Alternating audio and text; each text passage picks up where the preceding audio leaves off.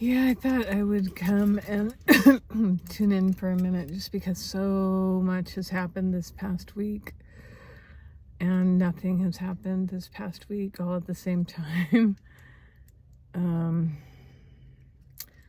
Yeah, so I'm here at lunch on a Tuesday, and yeah, all my meditation had been put aside for a solid week while I was sick. Like, everything had to be put aside because I had no energy. I was sick and with the flu, cold, whatever it was, and it yeah, kind of knocked me out. And so I just decided to kind of go with that anyway and just kind of kick everything to the curb and just recover. I kind of decided and kind of didn't have a choice, actually. So I don't want to take credit for that. I went through so much. It feels like spiritual growth. In particular, just moving, not even moving, but allowing, I guess, myself to sit in a different area of my body, my awareness to sit in a different part of my body that it hasn't done before. That came about in some odd ways or unexpected ways. I wouldn't say odd, just unexpected. And so now I'm working with that. And it really could not have come about had I not been sick. Like, the importance of being sick this past week was huge. And also seeing that it was important. Because normally I would be like, oh, I just want to get over this and recover and feel better, which I definitely did.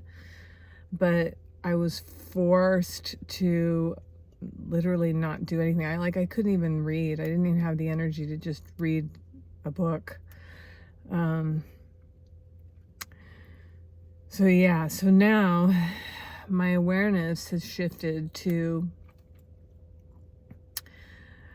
lower in my body, and I didn't even realize that it was being held in my upper body, up in my chest and my head, and outside of that, outside of myself even.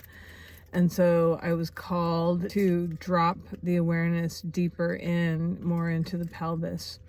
So I've been working with that for a few days now, and that's been a bit of a game changer. And so I kind of wanted to see how it's going to help me with my spiritual connection and my mediumship and all intuitive endeavors. So I really wanted to tune in right now, but I feel like the tuning in is just different than it was before I was sick. I kind of got a little bit nervous that I was disconnected now, but I also know that that can't possibly be. So I feel like it's going to be different from this point forward, just like everything else always is. Yeah, one of the things that I became aware of is that the awareness is going to shift to the back body, and it has. I can feel that, and that's where the spirit connection is, and where it comes in is in the back. And so I have definitely noticed a shift, the energy shift towards the back, more towards my back body, more awareness. And even that coming up right now makes me realize that even when I have spent time in meditation trying to shift my awareness back there, it's not easily done towards the back body. And so now, kind of getting an idea about it, actually that's where spirit comes in, at least for me. It would make sense that now there's more openness towards the back. The other thing that came up, and it didn't come up in a super obvious, conscious way, but it is more conscious now. I can put words to it now. It feels like is the allowing of things to open up, and not forcing, but also with an intention. I was going to say strong intention, but it's not strong intention. It's just intention.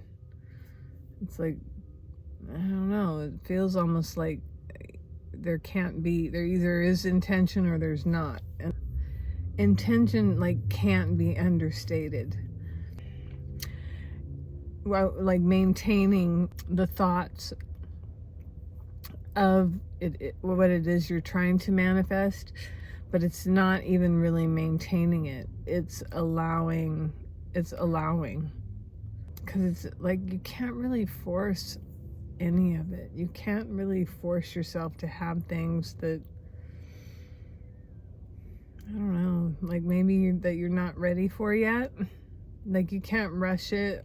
There's a song by Trevor Hall, you can't rush your healing, and you can't there's no rushing really anything, but there is allowing with intention. When you can maintain that positive intention in like this soft way, it's like there's no way that it can't come to fruition. The only way it can't is when you second guess it, or you knock it down. You think, oh, this is what I want. Oh, but that can't happen. It can't happen that way. Well, that's the other thing, is you have no idea how things work out, no idea how things come to fruition. You're not meant, just like Bashar says, your brain is not made up to know the how. So you can never know that. And if you watch some of the interesting things and how things have come about for you, I know for me that a lot of stuff, there's no way I could have predicted how it would have, the sequence of events that would lead me to certain things. Just very unexpected. Everything is unexpected. And if you reflect on your life and maybe stop giving yourself credit for everything that's gone on in your life, you can start to see how things line up, right? It's always alignment. So there's also this balance between you creating as positive and exciting and highly aligned, high frequency life, right? And it being in alignment, because you can't fake that, you can't force it, you simply have to align with it. And so that requires allowing, not efforting, not forcing, which has been for me too kind of a difficult thing to wrap my mind around. I think it's difficult for a lot of people, because we tend to think that we cause everything, and you don't. I mean, if you think of it right out of the get-go, did you cause your birth? Well, no. And so did you cause yourself to grow up? Did you cause yourself to develop? Did you cause yourself to mature?